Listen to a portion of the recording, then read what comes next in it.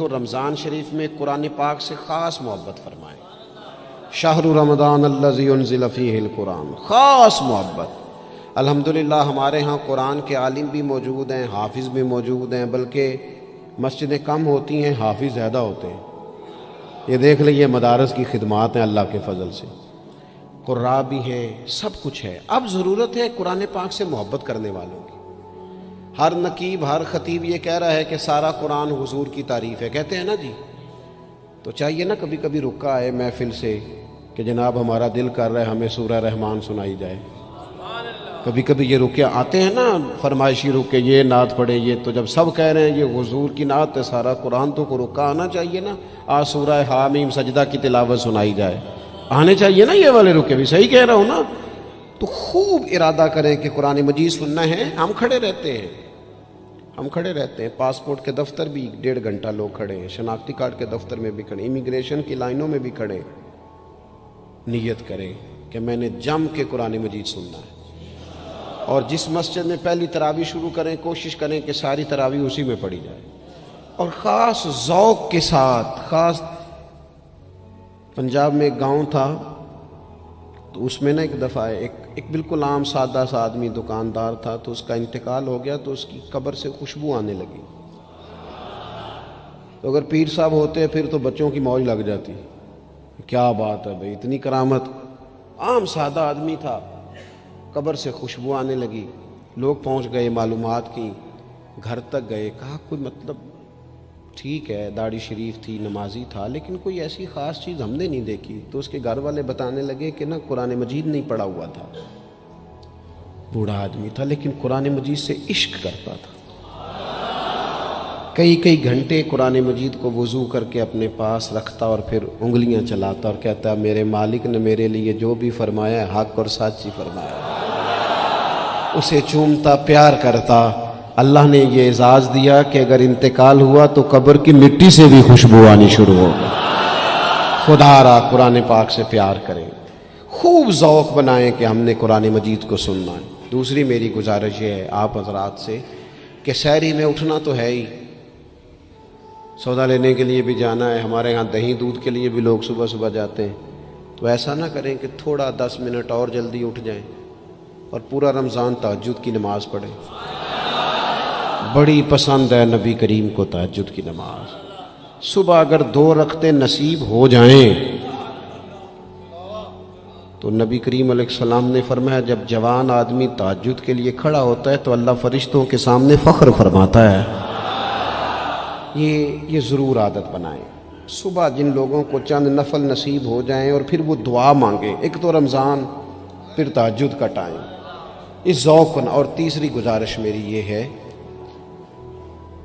غریب آدمی جو ہوتا ہے وہ سمجھدار نہیں ہوتا، چونکہ عقل مند ہونے کے لیے تو پیسے ہونا بھی تو ضروری ہے نا.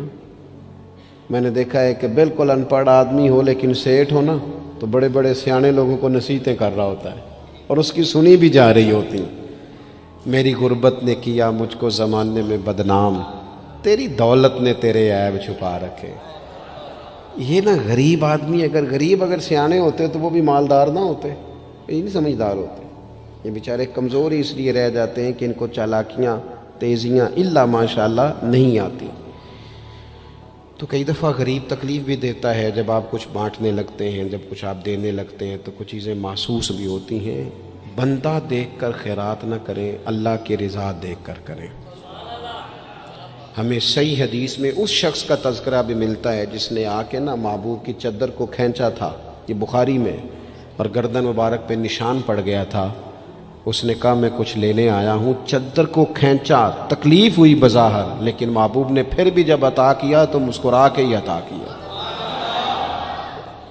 غریب آدمی تکلیف میں ہے، مہنگائی نے آزمائش پیدا کر دی.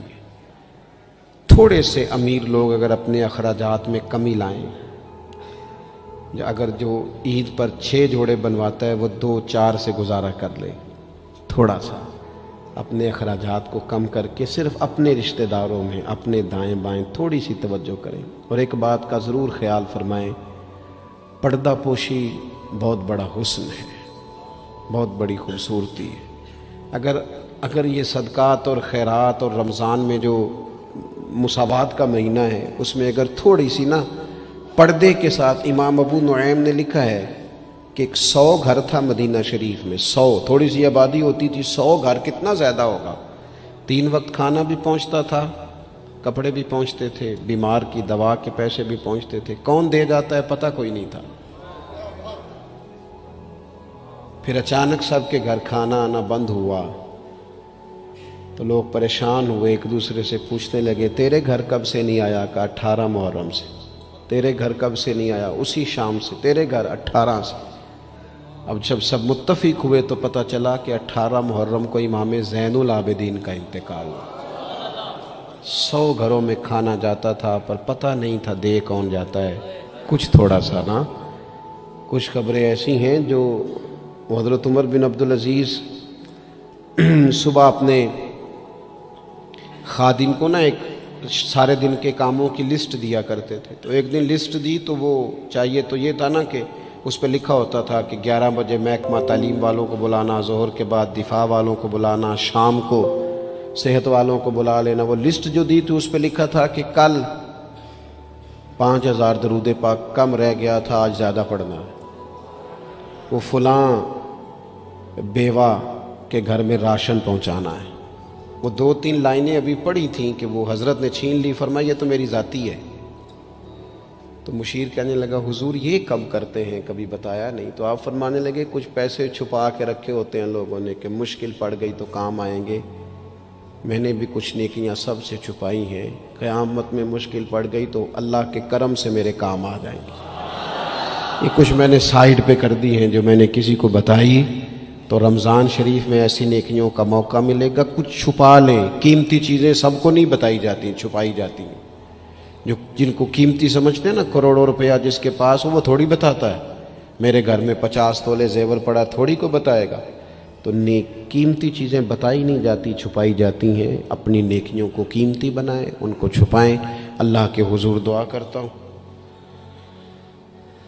یہ حضرت نے بھی اس پر بات کی تھی اور مجھے بھی ارشاد فرمایا، یہ جو آپس کی رنجشیں ہیں نا، جب مقاصد بڑے ہوتے ہیں پھر رنجشیں نہیں ہوتی۔ آپس کی رنجشیں، بس ایک حدیث پاک عرض کرتا ہوں، اگر آپ کی سمجھ میں آ گئی تو بات۔ ہمارے ہاں نا کچھ لوگوں نے سنتوں کو بھی مخصوص کر لیا نا کہ یہ والی سنت ہے۔ بھئی تمام ظاہری سنن اور آداب پر بھی عمل کریں اور جو باطنی کیفیات ہیں اس پر بھی غور کریں۔ ترمذی میں حدیث ہے، امید ہے آپ یاد رکھیں گے۔ نبی رحمت علیہ السلام نے فرمایا، اے انس، اے میرے بیٹے، تم سے ہو سکے تو صبح اس حال میں کرنا کہ تمہارے دل میں کسی کے لیے بغض نہ ہو۔ صبح اس حال میں کرنا کہ تمہارے دل میں کسی کے لیے بغض نہ ہو۔ اور محبوب فرمانے لگے، یہ میری سنت ہے، یہ میری سنت ہے، یہ میرا طریقہ ہے دل کو۔ اور ایک حدیث پاک میں حضور نے خود فرمایا تھا، کوئی کسی کے بارے میں مجھے بات نہ پہنچائے، میں اپنا دل تمہارے بارے میں صاف رکھنا چاہتا ہوں۔ اپنے دل سے نہ ان چیزوں کو نکال پھینک کے، اور اگر آج یہ چھوڑ جائیں گے نا مسجد کے باہر تو پھر تو رمضان میں ہلکے پھلکے ہو جائیں گے انشاءاللہ تعالی۔ آنے والا وقت بہتر گزرے گا۔ اللہ تعالیٰ توفیق عمل عطا فرمائے۔ وما علینا الا البلاغ۔ اللہم صلی علی سیدنا مولانا محمد معدن الجود والکرم وآلہ وصحبہ وبارک وسلم۔ مالک کریم، ہماری اس محفل مبارکہ کو قبولیت کا درجہ عطا فرما۔ اتنے سارے احباب شریک ہوئے، علماء، مشائخ، کارکن، اللہ تعالیٰ سب کی حاضری کو اپنی بارگاہ میں قبول فرما۔ ہمارے گناہوں کو معاف فرما، ہماری غلطیوں سے درگزر فرما، علم نافع، عمل صالح کی توفیق عطا فرما۔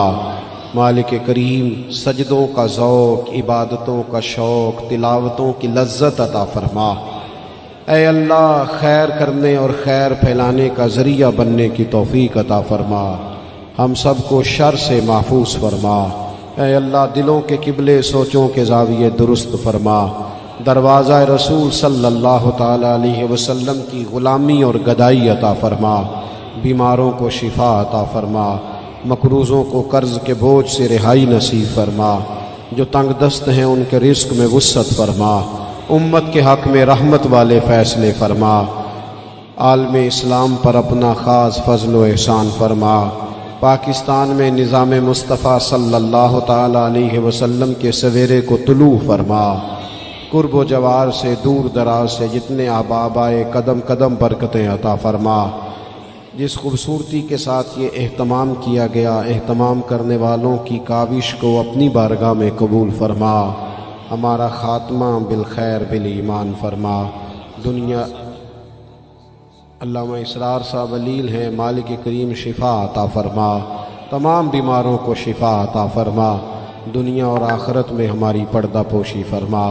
اللہم انا نسألک العفو والعافیۃ فی الدین والدنیا والآخرہ، رب اغفر وارحم